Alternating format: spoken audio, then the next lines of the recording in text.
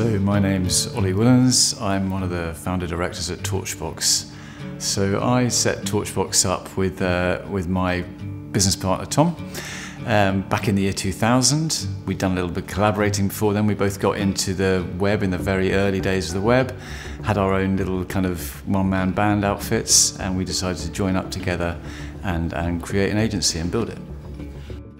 Well, we've grown organically, so we've never taken any external investment, and the two of us have kind of gradually built this business up from just being a kind of very small outfit to a pretty big independent agency now. So we're about 110 people at the moment, and that's kind of been built with a kind of specific kind of mission to work with some of the most socially progressive organisations that we can do. So these are kind of charities, government departments, universities, so all kind of non-profits of one flavour or another.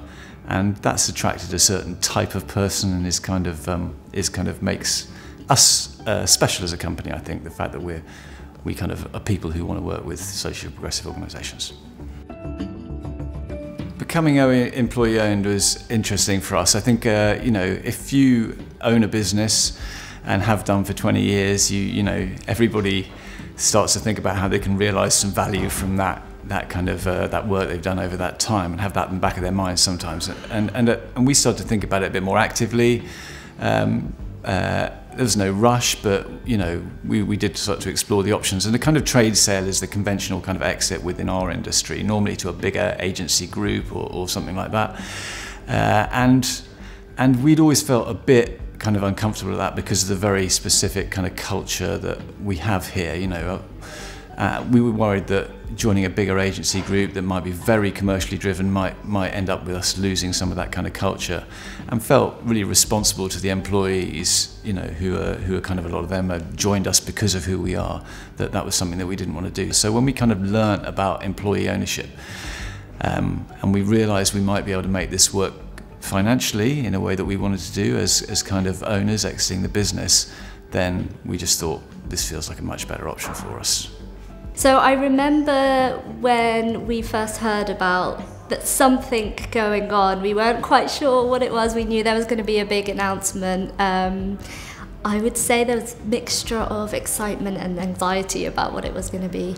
And my first thought, Tom and Olly are going to sell the business. Oh no, like that was the first thought, and I think that was all the rumours that were going around at the time. And when we went there, Tom and Olly stood in front of us and said, yes, we are selling the business. The rumours are true, but we're selling it to the employees. So it was, yeah, it was amazing the way that they did it, building up all that excitement. Yeah, I'd never heard of employee ownership, particularly from like an agency angle. I'd never heard of another agency having done that. So I was really, really excited about it. There were a lot of questions at the time, so yeah, it was really exciting. One of the things about becoming an employee-owned business via an EOT, an employee-owned trust, is that the process compared to any other kind of route that we explored just seemed very straightforward. We were able to work with a single advisor, to control the process ourselves, to do it on a timescale that suited us, and to configure the kind of business in a way that we wanted, and to work that out with a single advisor, which just felt amazing compared to talking about other kind of routes, management buyouts, for example, or trade sales, or other options that we could take. So that was a kind of, I think that kind of made that route feel like this is just so much of a nicer way to transition a business from your ownership to somebody else's ownership. And the fact that the ownership was going to be to our employees, and we were going to be able to, you know, kind of leave the legacy that matched our culture and that we could be proud of, was, you know, the kind of icing on the cake, really. When we first announced it, I was really keen to be part of the initial project group that put together the trust, and following that I also put myself up for election, and that was a really scary and exciting time. We didn't know what employee ownership really meant, and so it was really interesting to be part of those early stages and those early conversations about what do we want employee ownership to mean, at Torchbox, and how will that look? What do we want the organisation to look like in 5-10 years time? So the trustees as a whole, so the elected trustees, the big responsibility is to be effectively an advisory board, if you like, to the directors of the company. So we sit there and they might come up to us with particular things they're thinking about, things that they want to run past us, and give us the opportunity to comment on them and shape them. So that's like, I think as a board, that's a particular responsibility that we have, to both hold the directors to account, but also to help shape and advise and guide as we make decisions as a company. Yeah, so it's really important for us to make sure that we are representing the employees as a company as a whole as trustees, and there's a number of ways that people have the opportunity to come to us and shape like the direction of the company. One is through, we have regular employee ownership meetings as a company where we get together and we talk about particular things, and that's an opportunity to play back on some of the particular focuses we're having at the moment as an EOT.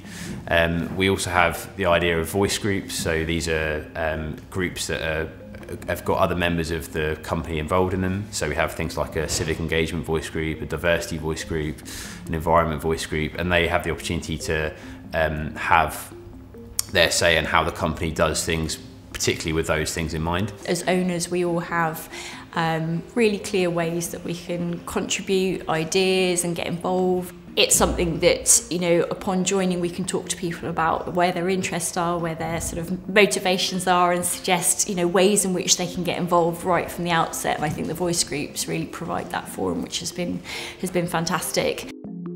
So I think there's a number of different ways that people now feel like leaders without you necessarily being promoted into a new role. People are allowed to have a voice or to have a say on what we should be doing or not doing, and that's made quite a big difference across the company. Giving the opportunity to have more leaders in the business and enabling them to make some decisions as well has really given the company opportunities to grow in different areas, because each different division is allowed to make their own decisions on what new opportunities or innovation we can invest in as a team. I think for me, how it feels in that kind of transition from a founder-led and values-driven independent company to now this kind of employee-owned bigger thing, especially as a trustee, it's a privileged position to kind of see the new setup, a new way of the company running. But also, the company's always been driven by its values, driven by the kind of work that we do, the kind of clients that we work with. It's all about doing things for the good of society, for the planet. And now, being an employee-owned company, it just feels that we can all contribute to the success of that thing even more. We're kind of part of something bigger. That it's not just a job, and we're part of this bigger thing. Well, the business is doing fantastically well. So, we set ourselves up to take quite a sort of, what we felt was a sort of purist, fairly faithful kind of approach to employee ownership. So we're 100% employee owned. We didn't retain any shareholdings. We've given it all over to the employees. We set ourselves a 5-year kind of repayment period, which we felt was kind of like the right way to kind of do things. So 5 years gives you enough time to make the kind of money that we felt was necessary, but not so long that people in the business couldn't see the end of it. But actually, we've gone from strength to strength, and we've now finally kind of repaid the business. We're financially free, and we've done that in 3 years, which is incredible. And as is sort of implicit in that, really, our profit has basically doubled over that period of time, which is what's enabled us to pay the business out so quickly. So financially and commercially, the business is in a really strong place, and we're able to kind of, I think, once you kind of pass this point of financial freedom, you can really kind of double down on the benefits of employee ownership, and everybody's able to see and feel them, and really kind of live that employee ownership thing. So it's an exciting point to be at. For me, working at Torchbox as an employee-owned trust has been a complete eye-opener for me. Like, I never knew the idea existed before I came here, and in fact, like, I wouldn't ever look back. Having an organisation where employees care about what we're doing, and have the opportunity to have a say in how the organisation's run, and an organisation that really cares about the well-being of their staff, not just at work but holistically as well, you can't beat it. I think employee ownership has been really valuable to our growth. It's really supported our growth because, first of all, it's incredible for recruitment. It's one of the first things that I'm told about when I interview people. They said, I love that you're employee owned. So it means that, you know, we've got all these people who are now interested in coming to Torchbox because of the values of being employee owned. Importantly, I think, it's very nice to have a place where, you know that your colleagues care for everything. Like, it's not just we are building something. We care about our clients, and I think that's very valuable.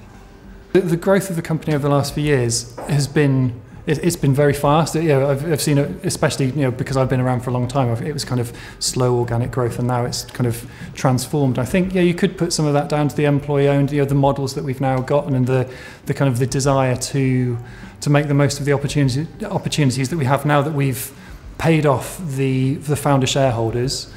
The money that the company makes, we can kind of reinvest in new things, and we reinvest in growth, in innovation, in hiring into new roles that can help push the company forward. One of the things I'm, focus on is trying to build the sense of employee ownership, of kind of having kind of a sense of feeling like an employee, that employee engagement thing, and that's a real challenge, I think, for all sorts of employee-owned businesses for that business to feel different. And I think one of the things that we kind of experienced and really kind of didn't expect or plan for as much was that sense that day one everybody doesn't feel that different. You might get a bonus, you might get a pay rise or whatever, so there might be some financial perks and those might increase over time, but trying to get everybody to feel like an owner, which is now one of our kind of core values, is a challenge you have to keep working at. Day to day, how do you make employee ownership? How do you make people really feel the benefit of employee ownership? I think that has been quite a challenge, rather than it just be like an added layer of management, for example. We didn't want the trust to be that. We wanted it to be the voice of people, so having lots of avenues for people to come to talk to you. We have owners forums which takes place every 6 weeks, and that's basically an opportunity for us all to come together and talk about employee ownership. What's changed in the last 6 weeks? Where are we going? What are we focusing on? So it's been really interesting and challenging, I think, to work out what does the structure look like for Torchbox, how does it work. We've always been quite an open organisation, so it was how do we open this up even more to the employees. I think the businesses kind of face barriers during their growth. They come up against these, some business kind of thinkers call them these kind of business walls that you come up against, and you get to 35 people and you can't go any further, and 60 people and you can't go further, and you have to change things.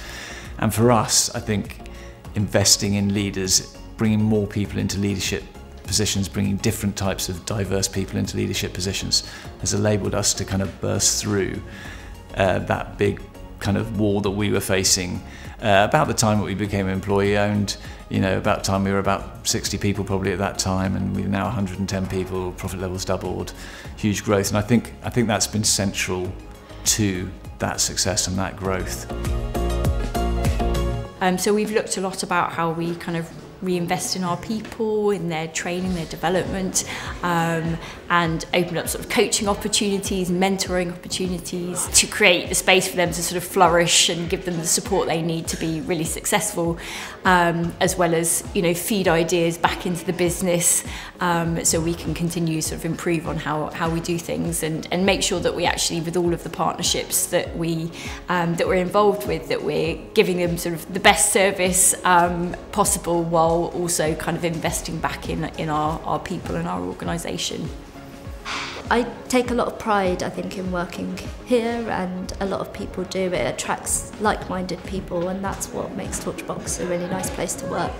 The real difference I've noticed coming to Torchbox is how open-minded everyone is to thinking about things differently, to considering different perspectives and to trying new things. Now that we're in a really good position because we've enabled more leaders, we've also diversified the business, and we're in a really good position now that we're financially free to really drive the company forwards even more. So I'm just excited about what comes next.